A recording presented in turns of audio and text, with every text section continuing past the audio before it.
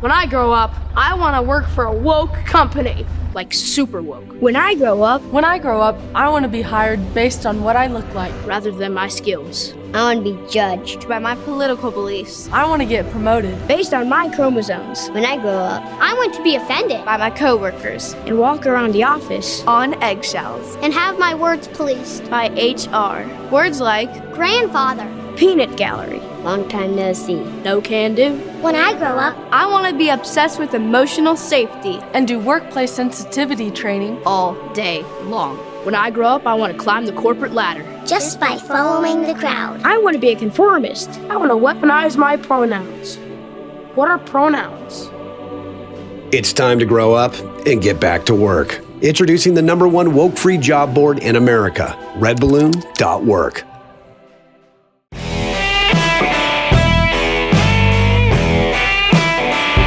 Hey y'all, welcome to Cross Baltic. It's Monday, right? We don't know. Right, it's Monday. It's one day. Don't say the day. It's just Neil, Someday. it's a day. help me out. Pastor Toby Chuck Knox, I'm back in the studio. Waterboy, good to be with you guys on the Fight Laugh Feast Pub Network. What are we doing? I mean, pub, club, Network. I can't Just figure it out. It's fine. Hey, go ahead, Toby, and then me. Then He hasn't been here in a while, so I missed 2 days last week. He doesn't know how we work this anymore. Yeah, Hey, summer's been great here at Cross Politic. We want you to join us on this ride. First off, as you just heard from Gabe, we're no longer calling it the Fight Laugh Feast Club. It's now called the Pub. I mean, but we're still kind of calling it the club. Second, hey, who's reading the It's ad? Club Pub. Who's reading the ad? Pub Pub. Second, we're launching a new line of content focused on family entertainment. Knox and Gabe have been busy filming all summer long, right? And editing and producing. All right. This America is the first show that we're dropping. Gabe is on site with a number of businessmen who are building Christian companies. Lucas just hadn't invited me out. I mean, that's the problem. But he might by the end of the show. Maybe, but they're because friends. It's They'll going to be let us so out. good. Yeah. Okay. Anyways, also we have our exciting new Rowdy Christian guides. I can teach him how to shoot a sport gun. Shut up. Oh, here we go. All right. Highlighting practical guides to fun and godly life. What are we doing for the Rowdy Christian guides? It's like It's going to be everything. like tobacco, It'd be how to- guns, I did wine. wine, liquor. what did I do? Pork shoulder? No, you I did did a brisket. A brisket. Yeah. I did a brisket. Okay. Yeah, Anyways. very difficult. I did one. Was it good though? Yeah. Oh yeah, it was good. Okay. Was My it family loved it. Was it rowdy? Yeah, it was Christian. rowdy. Had a little kick to it. Additionally, we will have the live streaming of our conferences, our past conference talks, all bundled within the new polished Fight Laugh Feast app, which is due to drop really any day. I already got access. Yeah. I got pre-access. So and sign up. It's pretty sign up sweet. today. Head over to fightlaughfeast.com. Join the pub. That's fightlaughfeast.com. We're really Hey, grateful. whoa, real quick. Real quick. I just had a quick little plug. What? I'm going to be at OSA, Operation Save America, at Josh Spice's church. It's actually being hosted Oh, by fun. Yeah, In Atlanta. by Josh Spice in Near Atlanta. This Friday, Okay. Friday night. Particularly, I'll be on a panel with a number of good brothers. And then I'm going to be preaching at Church of the Triumphant King in Weatherford, Texas, outside of Dallas, Fort Worth, on Sunday. So you can actually Google Church of the Triumph King if you guys are in the Fort Worth, Weatherford, Dallas area and want to come. Excited to be there at Church of the Triumphant King. I think we've done a plug for him already before. Newish about their church, right? New church plant. And you'll be there Sunday Yep, Sunday. preaching. Yes, sir. Great. Hey, we're really grateful to have with us today Lucas Botkin. He founded T.REX Arms in 2013. His current focus includes providing vision in his organization, creating marketing strategies for the company, producing educational content and videos on various platforms, going on podcasts to talk about business building, Like he's doing culture, here. and Yeah. firearms. Lucas, thanks for joining us on Cross Politic, man. Yeah, thanks for having me. You guys seem like a very enthusiastic bunch, and so that's great. You don't even know. You guys seem super fun. You Yeah. don't even know. Yeah, Your you brother better. Isaac didn't warn you. That's what's hilarious about this moment right now. I didn't get told very much. No. Isaac, you don't love your brother, do you, Isaac? Oh wow. Well, Lucas, thank you for coming on anyway. So, Good stuff. Lucas, our producers here at CP believe that you and T.REX Arms are going to go down as doing the most work for Second Amendment rights, maybe in American history. It seems, though, that most, or at least a lot of the military-trained guys have a problem with you. Why do you think that is? So I wouldn't say it's most. Obviously, there's such thing as the loud minority, which is you only need a few people to go online to be activists to seem very loud and like they're speaking on behalf of the majority. But I've actually spent quite a bit of time working with people in the military, including foreign military entities. And for the most part, a lot of guys out there don't have a problem with what we're doing. But there are a lot of people in the military who don't understand why a civilian populace would be interested in owning and possessing the same types of equipment and be interested in being militaristic beyond having, a firearm for home defense or for just carrying out in public. And so that has been an interesting cultural fight that we've, been engaged in, is trying to explain to some of these guys who go and join the military as a career or as, just for 4 years or whatever happens to be, that, hey, at some point you're going to return to society as a civilian. And technically you are a civilian when you're here in the United States, and you should still possess that ability of owning and bearing arms, just like you had when you were in the military using taxpayer funded weaponry. And so that's been fun having those conversations. And there's been a major shift and change in the last, I would say, 5 years with some of these conversations, to the point now that there are a lot of veterans getting out who are starting to speak out against a lot of these other veterans. And it's not so much, me engaging in those conversations. I felt kind of alone in some of that, 5-6 years ago. But there's actually, that whole conversation is now being pushed further by other individuals, which I think is awesome, because ultimately it does have to be a group effort and a community effort. It can't just be done by one company or one organization. Is it like a turf war, or is it, kind of a special knowledge war? Like, I got military knowledge that you don't have, Lucas. Is it, Yes, there is definitely it's called gatekeeping. Guys go and join the military. And they don't have to be like a special operations guy who's gone through a lot more schoolhouses. It can literally be a guy who just went to boot camp and then he got dropped in the motor pool, and he still thinks he possesses a high level of knowledge that civilians don't. And in some cases they do. But when it comes to firearms, any civilian out there who's even just a little bit interested in shooting and shoots on their own will outshoot and outperform most military veterans and cops. And guys don't like being told that when they've gone in and they're told they're special, when they go through training or depending on what organization they're in.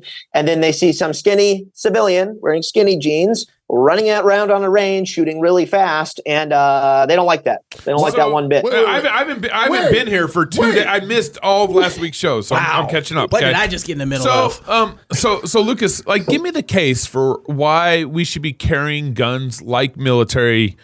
Like the military. Why should we be carrying equipment like the military? That seems a little maybe extreme. That's exactly the point. It's extreme. So the reason, the point is, so there's a few reasons for owning firearms. The one that is most easily digestible by people is home defense. You got someone coming into your house, you don't want them there, you want to protect your family, you have a gun. Most people won't argue with that.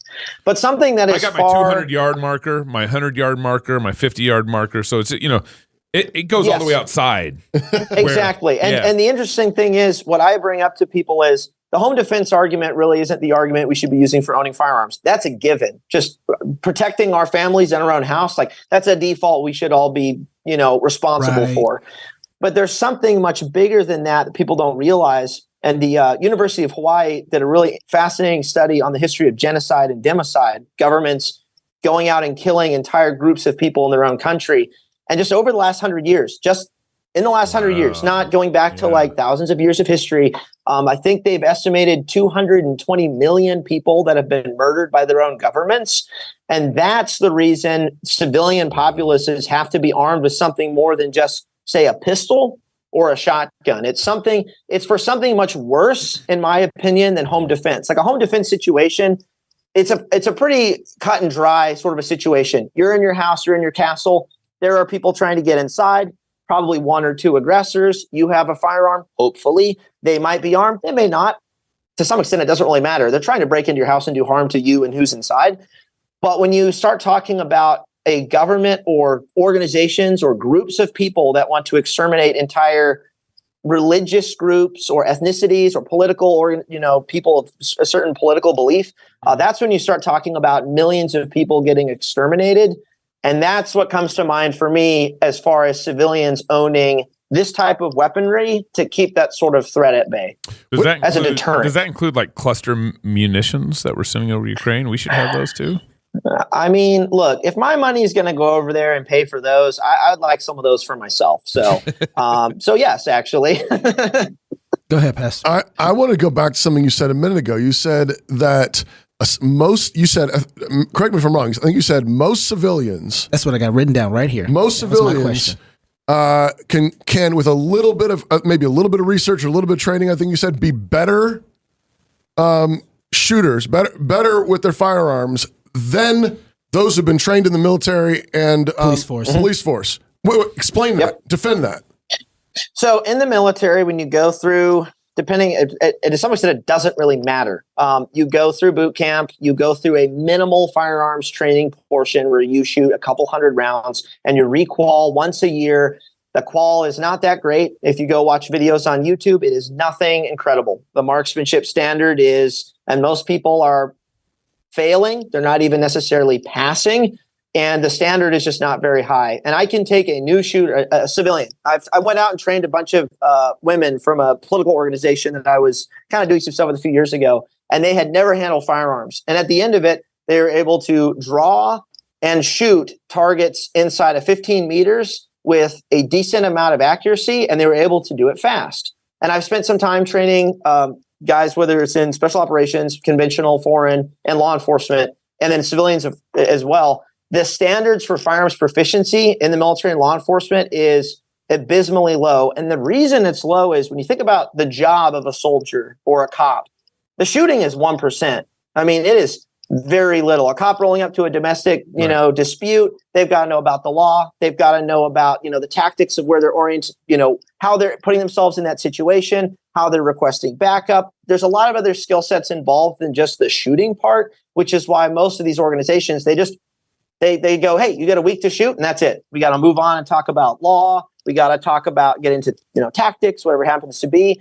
And there's a reason the highest level of people in the military and special operations are still contracting civilian competition shooters to come in and train them on shooting because they don't shoot all the time. Like I shoot this year, I'll shoot 50 to 60,000 rounds this year. And that is more than pretty much anybody in the military, any law enforcement officer out there, because they just can't afford it. Their organization can't afford it. They don't want to put the time into it, and they can't specialize in it. And that's why civilians just going out for, if they just went out once a week, they'd be better than most law enforcement in the country within just a couple months of a little bit of dedicated training. It's not hard, which is sad. How much Bitcoin does that take to buy that much ammo?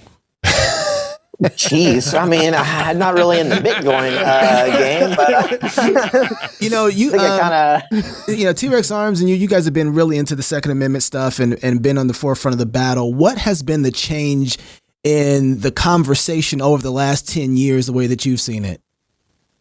So originally, when I started getting into this, I started watching it 12 years ago. People were not comfortable with civilians being militarized. They were starting to have that conversation about law enforcement. They were going, I don't know if I want cops having armored vehicles, AR-15s. There was a lot of that conversation going on, and that still comes up. And I was throwing on body armor, running around on Instagram 9 years ago, and people were going, why are you wearing that? You don't need that. All you need is a pistol. That's all you need. And the conversation has shifted so much now that I recently went to SHOT Show, which is our big industry event in January. And a lot of the companies there were showcasing photos of civilians wearing body armor, civilians with suppressors, civilians in camouflage, multicam or whatever it happens to be, and promoting this idea of a militarized civilian that's not just someone carrying a pistol. They don't just have like a rifle, in the corner by their bed, but they possess a lot more capability and capability that is starting to reminisce what the militarized law enforcement have had for the last decade that people have complained about. It's just a much more kosher conversation now to have a suppressor, have a military style rifle with a suppressor that, 10 years ago would have been, you must be a firearms instructor to possess that special, item on that weapon. And it's like, nope, I'm just an average dude. I'm an insurance agent. I'm a doctor. I'm a whatever. I'm a technician. And yeah, I have a suppressed rifle that's better than what the military gets issued. And it's pretty common now. Okay. So that's been pretty cool. This is the second time you did this now. He keeps brandishing and scaring me. And I just have to know because, okay, I'm in filmmaking. So they say all you have to do is fill the frame, right? And so everybody's like, oh, this movie looks fake. All movies are fake. If you see beyond the frame, everything is fake, okay? But so I'm looking, you've brought 2 guns out now. A pistol and a rifle. I got more. That's what I want to know. How many? What's all behind? Yeah, I gotta see. Okay, here we go. Let's go for the tour. All right, give us the tour. Give us the tour. All right. Give us the tour. So this is that a long range? This is a very special bolt action sniper rifle. Wow. That there's only 10 of these in civilian hands. They're very hard to get and expensive. But this is my long range gun for if the short range guns aren't enough. And I'm training on long range, so I'm interested in that. But yeah, I mean, we've got long guns range. all Like over. how far? How far will that gun shoot? That rifle? I have shot one of these types of rifles to a mile. This will shoot a mile. Wow. And I have the proper scope, rangefinder, ballistic computer, a little leveling device, so I know if the gun is level. Wow. And then the ammunition, I have to shoot a suppressor because you have to be quiet. Don't want to bother the neighbors. You can't have that. Don't want to wake because they can hear that 5,000 feet away. So I mean, you just got gun. I was just curious because it's all over. You're always grabbing guns from everywhere, and so that's interesting. Hey, we should have invited him to South Dakota when we did long range training. We took a bunch of friends before one of our conferences to this military training facility, and we did long range shooting. Nice. We got up to 1,200 yards or something like that. Somebody hit 15. I ain't gonna say who. Somebody at this table. Yeah, because he grew up in the ghetto. He had to learn how to. What does that have to? Today's culture shifts like sand, but New St. Andrews College is established on Christ, the immovable rock. The college is a premier institution that forges evangelical leaders who don't fear or hate the world. Guided by God's word, equipped with the genius of classical liberal arts and God-honoring wisdom, with a faculty dedicated to academic rigor and to God's kingdom, New St. Andrews College offers an education that frees people. Yep. Logic and language, hard work and joyful courage, old books and godly professors. New St. Andrews College provides time-tested resources that can equip your student for any vocation. To find out more, go to nsa.edu. Man, you free yourself through education, free yourself through Second Amendment. Free your mind and the rest will follow. You ever heard that song? Yeah, That's a great song. Yeah. I turned into Gabe just now. Right, okay, so I have to ask, are there any Second Amendment issues or gun regulations or red flag laws that are on kind of the political landscape that you're paying attention to that we all need to know about? All right, so this is where I get political, but not get political. Okay. So it is very common for people to focus on political issues because they are right in front of us. We believe that there is a way to, kill bills and get bills through, and it's very black and white, right? What I actually believe is the bigger issue is while the firearms community and some of these gun rights organizations are so focused on politics, they have lost the last few decades to culture. And so for me, I'm paying a lot more attention to trends and how people think and how people feel about certain things and how people are changing their opinions. That is much more, I would say, vital in this case, because we all know that politics is downstream from culture. Yep. So we need organizations to be focusing on the culture aspect. We need the people focusing on politics. I'm not saying we don't need that. Staving off the regulations that are happening. There's some stuff going on with pistol braces right now. People trying to shut that down so people can't possess certain kinds of firearms. For the most part, though, the era of the assault weapon ban I would say it's kind of over. There are way too many out in the market. The left has learned that conversation just can't really go anywhere. But again, it's really easy for gun activists and firearms advocates to get so caught up in the politics that they lose on the culture war, which means in 10 years, when they bring up the assault weapons ban again, we're hosed, and we're going to lose that one when it comes up in 10 years.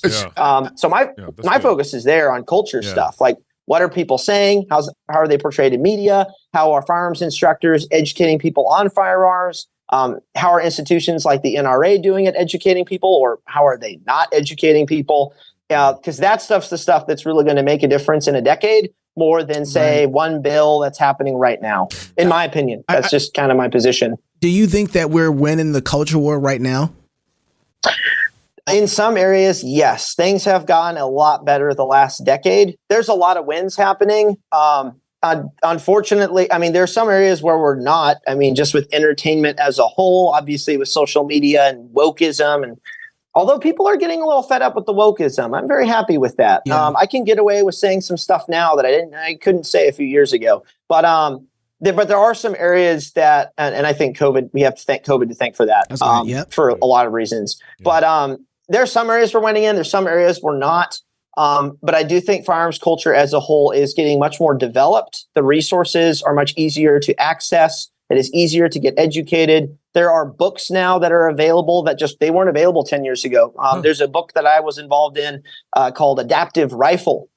That was written by two high-level shooters. And any beginner, I would say, buy a rifle, buy that book, read through the book. It'll teach you how to train on your own, shoot the same drills in that book, and you'll be set. If you go out to the range with some discipline, with a little bit of ammo on that rifle, you'll be far above anyone who was just starting out 10 years ago. I wish I had that book 10 years ago. Didn't exist. Some of those materials they weren't available. We don't have a signed copy here. That's Maybe we need to ask Isaac. Maybe. Maybe we're talking to the wrong Botkin. Lucas, like, sorry, can't help you. I don't know you guys. Lucas, speaking of culture war, I heard that there's some connection between you and Call of Duty. Oh yeah. Well, yeah, there is. So, and this is cool. This goes back to culture. Yeah. Back in 2017. I was putting out YouTube videos, doing some pretty cool stuff. It was ahead of its time. And some of the animators from Infinity Ward were watching my videos for reference. And they decided to just reach out to me one day and ask if I would come into the studio and do mocap wearing the suit with all the little sensors and dots and get the player movement because they liked how I moved with the gun. And so I signed all these NDAs and there were some jokes made about taking our company if I, violated them. And it was a little scary. I just never got my phone out, didn't take any photos. There's one photo that I took on the job because they offered. But I flew out there a couple times, worked with their animation team, helped make the guns look and feel the right way. I got to run around in the suit. Yeah. And it was a cool project. But for the most part, it was in California, outside the LA area. And I went into it expecting, an anti-gun, left-leaning, game company. And the director, the first day I was there, said, "Hey, what 1911 should I buy? I've got a big question for you." And I was like, "Okay, well, go buy this gun, or think about this one." And so that was really cool. So that got released, and people said that was the best Call of Duty in a very long time. And then they released the new one that I did not work on, and people say it is one of the worst. So, that's just how it is. So this is funny because me and Lucas have something in common. Really? I was in NBA Live 2000. Seriously, video game NBA Live 2K. Very cool. My voice was in it. I didn't get to wear the dots or anything. What? They just took my voice. Oh man. Yeah, that was it. So there, man, nice. I feel Very like, dude, cool. I feel like we're so close now. You're like blood brothers. Now. Yeah. Right. They didn't ask me to hold a ball or anything and shoot. Lucas, I want to ask you about platforms and free speech. Yeah. You're on Twitter, Instagram. I don't know what else you're on. YouTube. Yep. All of it. Yep. And what's your thoughts on? You mentioned COVID a minute ago. we've had major censorship. It's come out that the government was colluding with Twitter and leaders of social media platforms to censor, particularly a lot of conservatives. A lot of it was related to vaccine stuff and COVID related things. But of course, it's also been related to political things. Then you got Elon Musk doing his thing. You got Tucker Carlson now coming out on Twitter reading his Bible. What are you seeing, and how is this a moment maybe for conservatives? So the whole concept of hey, social media is a public square, so it needs to be treated like a public utility versus a private company is. I can see arguments on both sides for why each side would have, the reasons and whatnot. Yeah. And I haven't taken a complete position on if it's a private company, they can do whatever they want. Oh, except maybe let certain people say certain things and maybe not certain others. I I do think Elon Musk purchasing Twitter has quite possibly saved Western civilization a little bit. I don't know by how much, because now there is a platform that is not completely owned by all the people that all work together on the same things like an election or like COVID or something like that. And I think it will produce a lot of opportunity for other people to join the space of starting potentially their own platforms. I've been on Twitter. After we purchased Twitter, I got on Twitter because before then I wasn't really using it, didn't really care. And sure enough, I've been gaining followers. There have been no problems. I've said some pretty spicy stuff on there that I don't think I could say on, say, Threads, the new Facebook Meta Twitter app. But censorship is definitely something that has affected our company. But with that said, I was talking to well, actually, you probably know him, Mr. Doan, a little bit about marketing. And we've talked to him a little bit. And we were talking about censorship, and he said, look, if you make good content, it's going to get out there. People are going to share it. They're going to circulate it. If you get censored, depending on how you get censored, that could actually be a boost, a PR boost for your content, potentially, depending on how you swing it. But for the most part, as long as you put out thought-provoking content that is interesting and beneficial to people, it will find its way to people. You may have to adjust your strategy. We're adjusting some of our strategy right now. Instagram is pretty difficult to gain traction on these days. So we're going to shift a little bit more to YouTube, but we're still going to post on Instagram because people still share it. It still reaches people. And even if it reaches, 10,000 people instead of 100,000 people, well, that is still, positive education and positive messaging, provided you're doing positive messaging, that is getting to those 10,000 people. And that's still worth something. That's still important. Yeah. And so, but it is an interesting time we live in because, it is, in some ways, it is easier to start a small business on the internet. Things are more decentralized. But I would definitely say it would be harder for me to start a company right now than it was 10 years ago before a lot of this censorship stuff started. Interesting. And my stuff was able to kind of circulate a little more, be a little more viral. And now it is much harder for small companies to get started. That's what I've seen, at least. Yeah, it can be done, though. I was going to ask you if you've seen, what's the difference between now and then? Because it doesn't seem like you get censored as much unless they're doing it behind the scenes. I don't see them taking down your videos, especially since, we got canned during COVID. I mean, absolutely just got trashed. Yeah. YouTube killed us. Facebook. But you run guns on YouTube and do live streams and talk about which guns to buy. And I'm like, I'm happy that you're staying up, but how is it possible that you are able to get past that? Because they have to make more regulations for guys like you than they do for the rest of us out here. We're just misinformation, but they hate guns. And yet I think they hate you guys more. I mean, here's the thing. I don't blame them. Think about it. Thought leaders, guys such as yourselves who are talking about religious topics and political topics and lifestyle are actually, in my opinion, more dangerous than someone who's just talking about this pistol. Here's how you shoot it. That's kind of that's not. It's not going to be. It's not going to change the world per se, teaching someone how to shoot a handgun. But the kinds of conversations you guys are having and other folks are having are definitely more dangerous to leftist agendas, leftist ideology than, say, me running around on the range really fast talking about a sniper rifle that can, shoot to a mile. That's cool and all, but most of the censors, they don't really care about that. And as long as there's sort of that spin of it's kind of entertainment, it's kind of fun, it's tied into video games a little bit, it is a weird gray area that YouTube is not fully censoring because there's all this video game content of people shooting other people with guns, all over the place. Right. And it's in that weird area in the middle. But hey, you guys talk about religion and politics. So that's, that's really dangerous. So to me, it just seems more, I understand why they would want to censor guys such as yourselves. Interesting. More than a gun creator like me. Yeah. But I could be wrong. So last question here. You've talked about kind of your favorite guns, self-defense, your long range rifle, which actually I'm pretty jealous of. I'd be interested in that. Sure. What's your favorite sport gun? Fun gun, sport gun. I've got well, that gun down there. I mean, it's special, and it's new too. He's gonna answer the question for real. No, He's gonna you're gonna dignify my question. You're not gonna like my answer because it's a very you're not gonna like it. My favorite gun to shoot is my range Glock 17 with a red dot. Yeah, because it is the most challenging gun to shoot when it comes to getting better at shooting. It's not fun. It's not like a fun gun, like like my MP5 SD that's full auto or whatever. But the challenge of getting better is more fun to me than just shooting a fun gun.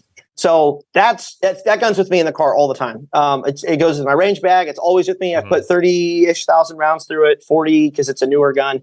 And that's the gun. When I go to the range, I want to shoot that one more than some of these other ones because it's challenging and it's how I'm actually getting better at shooting pistols. Wow. Yeah. But that's not the fun answer because it's not a sport gun. Like it's a practical pistol that, Glocks get used by everyone all over the world. But there are some other fun guns. A full auto suppressed MP5 is a lot of fun. Yes. But I shoot Full that thing auto. so rarely that, Yeah. I like shooting my Glock. So, we've been boring answer. We've been in your gun safe. We've been around, so